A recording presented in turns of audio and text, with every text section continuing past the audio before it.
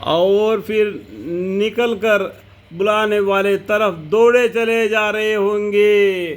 کافر کہتے ہوں گے کہ یہ دن بڑا سخت ہے، دنیا میں کافرانہ زندگی گزار دیا، بولنے سے نہیں مانا، بھائی یہ چاقو ہے کٹ جائے گا، اس سے دور رہو، نہیں سنا، ہاتھ کٹ گیا تو رونے لگا۔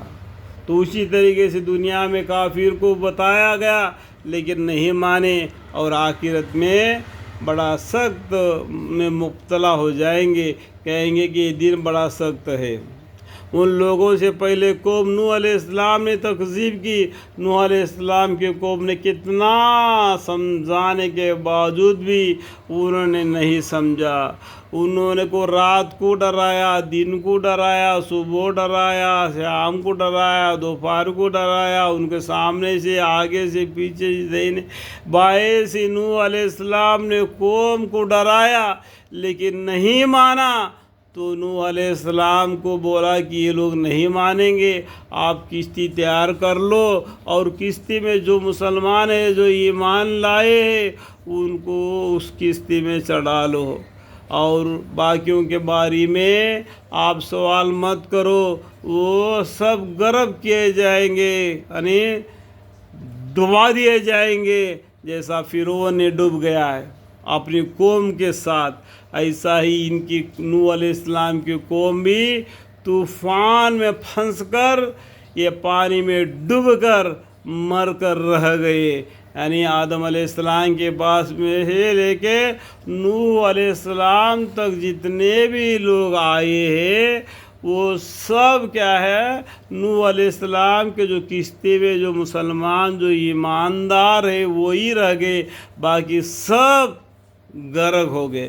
اس کے بعد میں نوح علیہ السلام کے کشتی میں جو تھے، ان سے ایک قوم آگے بڑھی۔ ابھی سمجھ میں آیا؟ آدم علیہ السلام کی نسل جتنا تک تھی، اتنا تک وہاں طوفان نے ان کو ختم کر دیا، اور نوح علیہ السلام کے ساتھ میں جو کشتی میں تھے، وہاں سے دنیا آگے بڑھی۔ نوح علیہ السلام نے اللہ سے امت کے لیے بد دعا مانگی، لیکن بد دعا تو بد دعا ہی رہ گئی، لیکن دنیا دوبارہ پھیل گئی۔ اس لیے بولتے ہیں قیامت کے دن پوری امت نوح علیہ السلام کے پاس جائیں گے، اے نوح علیہ السلام، آپ ہمارے لیے اللہ سے شفاعت کیجئے۔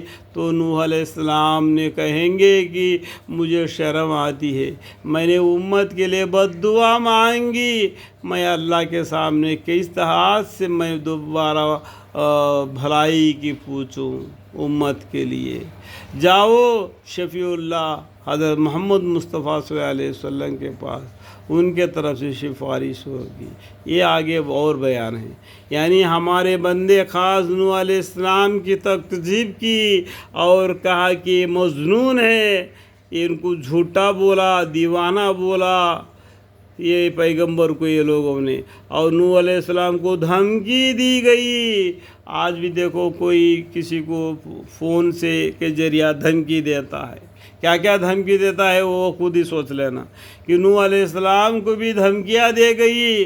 تو نوح علیہ السلام نے رب سے دعا کی کہ میں درمندہ ہوں، میں کیا کروں، میں کیا، اتنا نہیں کہ ان کو سمجھاتا، لیکن وہ خود ہی میرے کو دھمکیاں دے رہے، میں اکیلا پڑ گیا۔ سو آپ ان کے انتقام لے لیجئے۔ انہوں نے بد دعا مانگی کہ میں درمندہ ہوں، میرے ہاتھ سے کچھ نہیں ہوتا، تو یا اللہ آپ ان کا انتقام لیجئے۔ بس ہم نے کثرت سے برسنے والے پانی سے آسمان کے دروازے کھول دیے اور زمین چشمے جاری کر دیے، زمین سے بھی پانی ابلنا شروع ہو گیا، اوپر آسمان سے بھی پانی برسنا شروع ہو گیا، اور پورا دنیا پانی سے بھر گیا۔ جو کشتی میں سوار تھے وہی بچ گئے، اسی سے نسل آج تک بڑھ گئی اور قیامت تک رہے گی۔ قیامت سے پہلے 80 سال پہلے اللہ تعالیٰ توبہ کا دروازہ بند کر دے گا، اور کوئی آدمی کلمہ پڑھ کے مسلمان بننا چاہے گا تو اس کا ایمان قبول نہیں کیا جائے گا۔ یا اللہ مالک پروردگار عالم سب کو سمجھ عطا فرما، قیامت سے دن یعنی 80 سال پہلے ہی اللہ کے سامنے توبہ استغفار کروے، کلمہ پڑھ کے مسلمان ہونے کی، ایماندار ہونے کی، مومن ہونے کی توفیق عطا فرما، آمین۔